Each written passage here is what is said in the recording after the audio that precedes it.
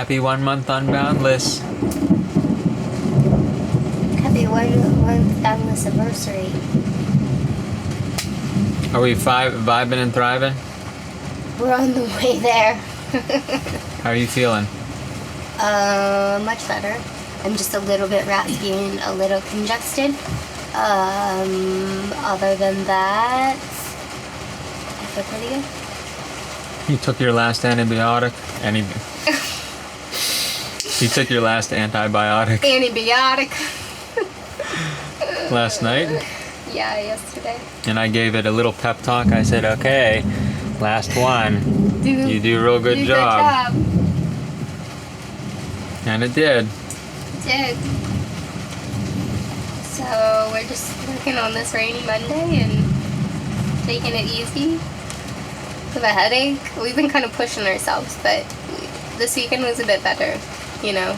Other than I cranked up the mouse a lot on Saturday. But then yesterday was nice, but I worked too much on my computer.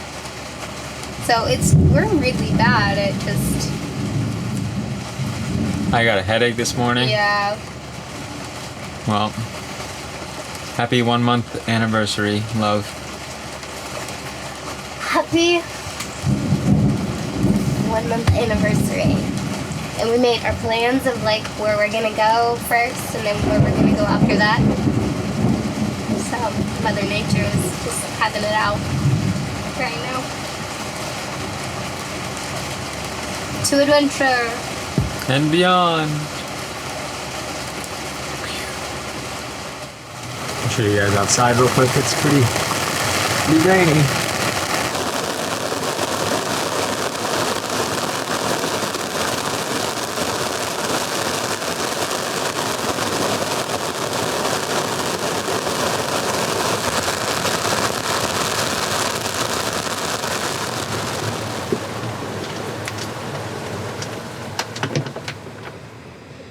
Today is a very special day. Did you hit record? Yes. Oh. You just said you didn't hit record. And then I reached over and hit it. Okay, sorry. Action. You messed up my shot. No, I didn't. I made it better. So? I added spice. Sorry, go ahead. Who's talking over who now? Me. Over you. Maybe you should be in the shot.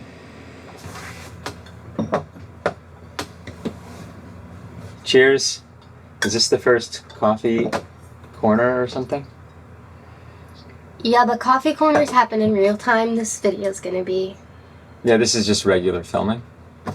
I actually can use my tripod on this boat because I can access it. I was just saying about how on the other boat, on Seawind... The other boat. Seawind's been officially the other boat. Oh no, she's the other boat. No. Storage was tight, so things like my tripod were kind of deprioritized. So it was Get your hand away from your mouth. So it was quite annoying to get the thing out to use it. Anyway, today's a special day. We got a package delivery yesterday, didn't we? Mm-hmm. I can't show them yet. Not yet. Living on a boat is in some ways like living in a tent, right?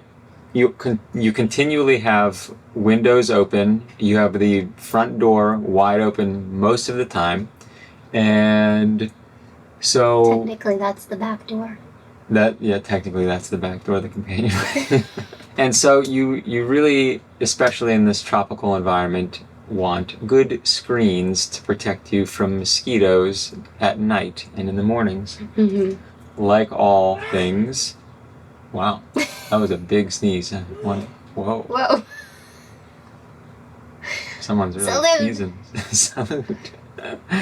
Where were we? Tents. Tents. Apparently we're comparing Boundless to a tent. It is nothing like a tent.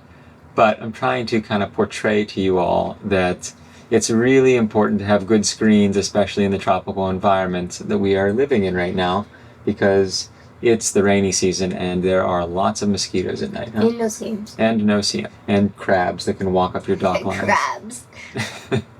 And lizards.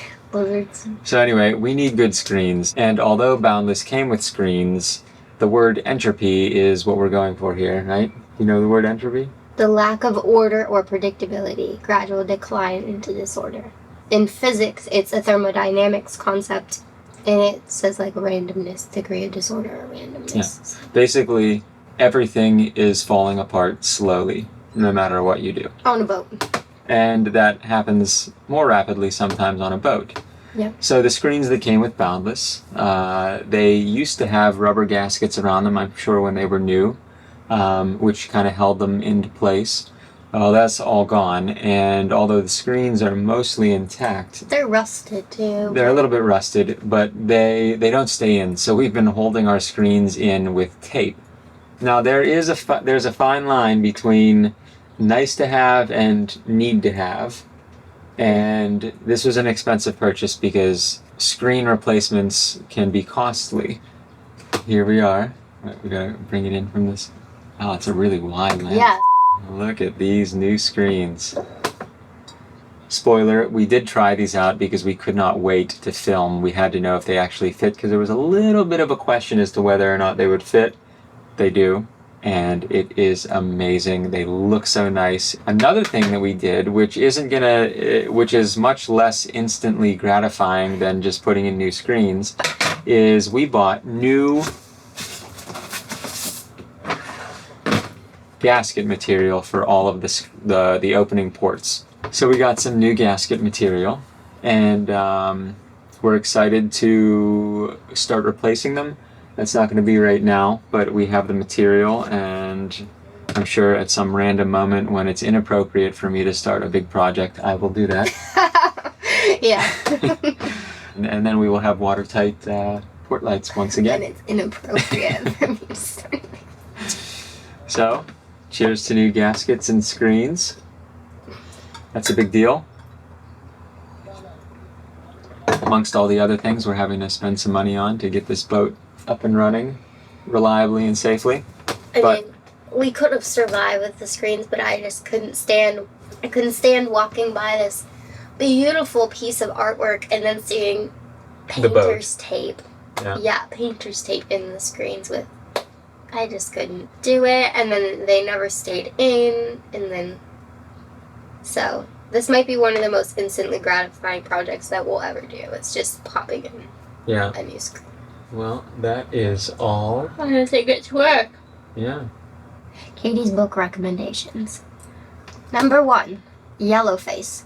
Number 2, You Shouldn't Have Come Here. Number 3, The Things We Never Got Over. I think that's the one. It's called the Knock 'Em Out series by Lucy Score. Why don't you list them in the description of this video? In the description. It should be What's Katie Currently Reading. Yeah, Katie's current reads. Katie's current reads. If you love books as much as I love books, this is for you. You've been into fiction lately. She's usually a nonfiction reader. Yeah, but I'm crossing the line. I love stories. I think as we get older, we forget how much we love stories, which I think maybe is why folks have come to YouTube, right? Yeah. To watch YouTube videos and see other stories, like just stories unfold, and they're technically nonfiction stories because they're our real life happenings and other people's real life happenings. But don't forget the power of a good story. So that's my lesson.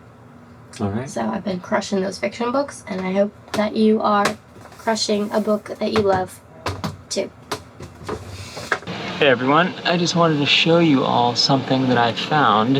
One of the things that I got in the package with the screens were a few of these big O-rings, and they actually are what seal these dorades in. So when you screw it down in, you know, the O-ring makes a watertight seal. But I wanted to show you one thing that I am going to be doing to this boat and why. It's a huge undertaking, and it's going to be a slow process, and I'm not in the position currently, or at least right at this moment, to start the project, but I am going to show you what the issue is and really what the issue is with every old boat that is cored with wood, plywood, balsa, doesn't matter what it's cored with. If it is wood coring, you can have issues with delamination, and with the wood, you can have issues with rot. Basically, on boats, everywhere where you see non-skid material, and on this boat it even extends past it, I believe, is coring material, which is usually wood in these older boats, sandwiched between two thinner laminates of fiberglass. But the issue is when they start drilling all the holes through the deck for all the fittings. You have holes for cleat bolts, you have holes for stanchion base bolts, here's more cleat bolts, winches, everything. Every deck penetration on the boat is a hole through the fiberglass, through the wood, and then through the inner laminate, and then they obviously bolt or screw down whatever they are installing.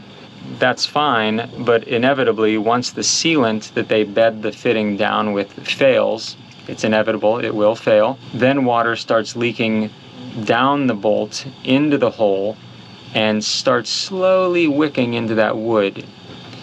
And wood, over time, that is saturated with water, it disintegrates, it rots. And I'm going to show you an example of that. So here we have this deck plate. This deck plate goes back there. This is the stem of the stern. Here's the backstay right here, the chain plate. And that dorade is what gives ventilation to the propane locker that is right below here.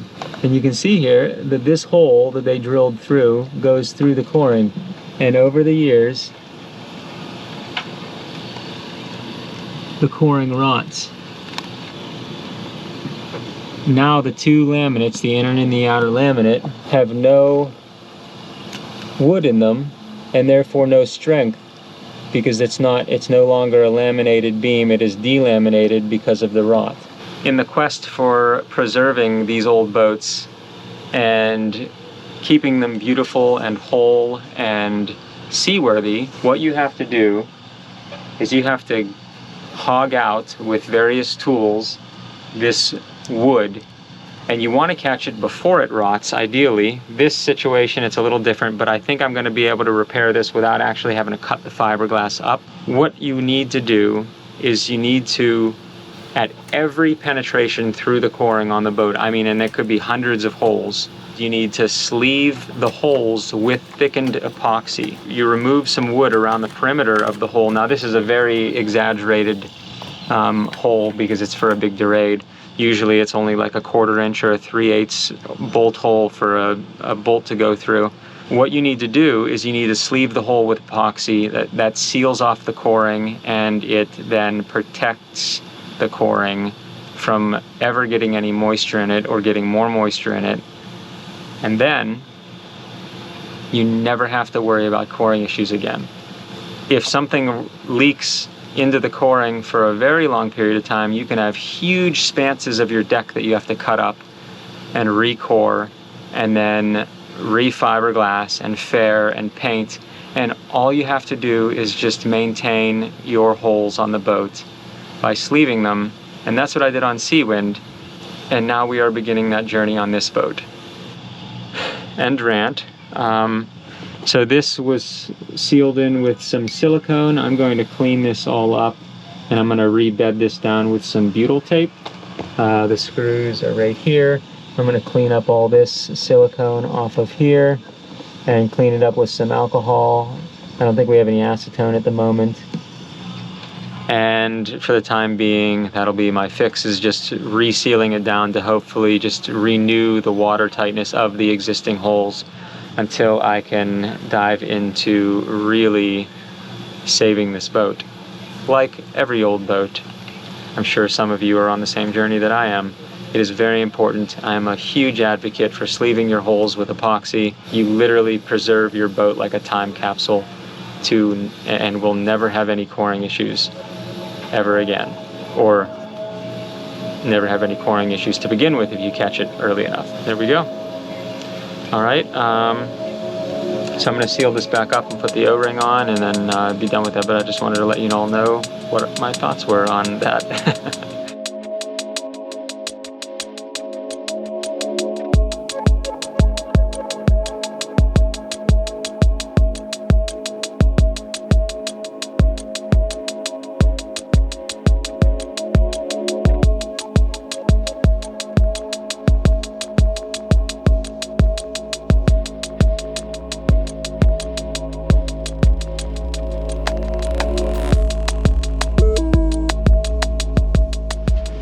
Alright, here's the slightly rushed finished product. So it's all sealed back down. You got butyl squeezing out there. And that is why it was slightly rushed. It started raining on me while I had that thing open. That's one of the reasons why I'm not in a position right now to tackle this big project, because it's rainy season. We are going to just be sealing up things and hopefully preserving the coring as it is now so we can do it later.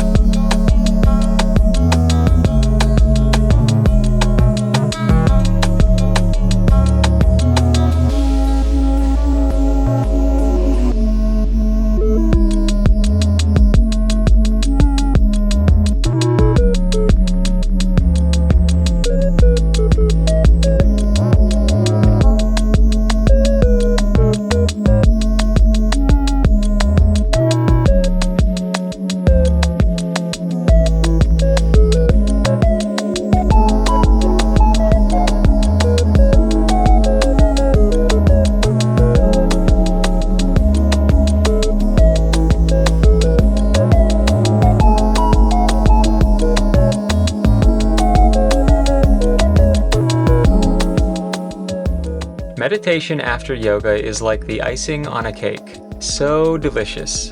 And something relatively new to my personal practice.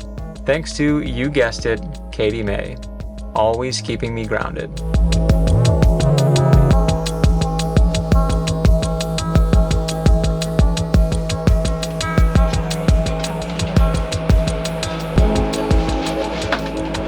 Just a candid video after yoga.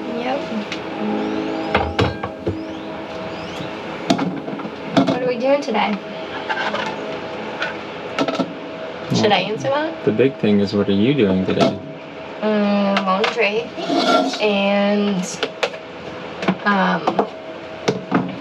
have to like pack because the taxi's picking me up at like 4 o'clock in the morning tomorrow, so I have to do laundry, get my suitcase out, kind of make a list of things that I'm gonna order while I'm in the States,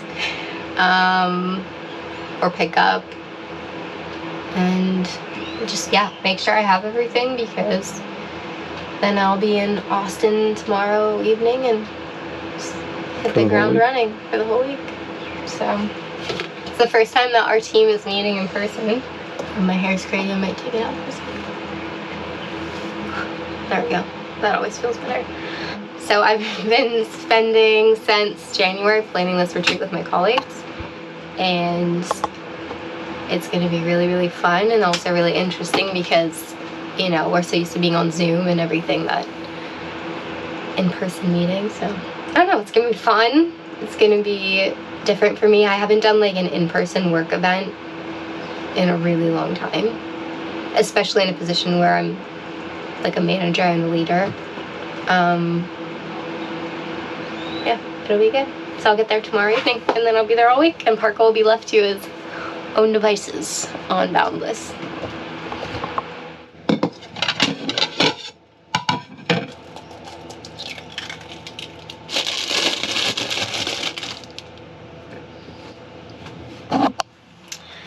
So I want to show you what I'm cooking for breakfast. These are called tortillas. In the United States, we call tortillas the things we make tacos out of. These tortillas are actually made from corn and also made from yucca and a little bit of egg and salt. And what you do is you pan fry them in a little bit of olive oil, and they are absolutely delicious. The first time we had them was up at the restaurant at the marina here, and we found them at the grocery store the other day. They are very cheap. There was a bunch of different brands to pick from, but we picked this brand, and we had them yesterday, and they were so good.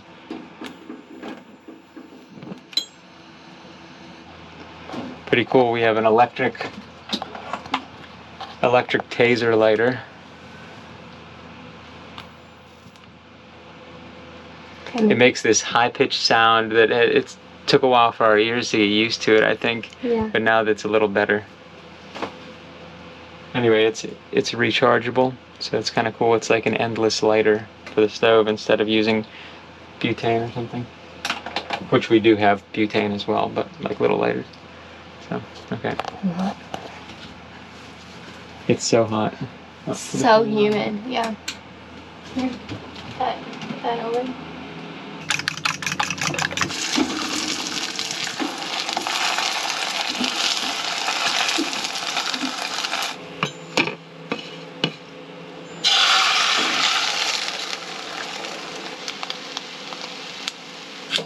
Thank you, sir. I'll be back up there.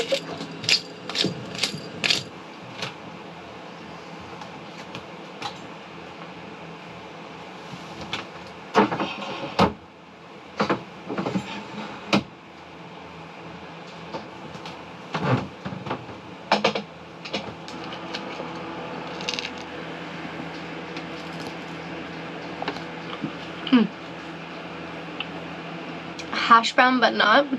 Like really savory potato cakes, maybe? I don't know how to describe it, but there's no potato. It's corn and yucca. yucca root.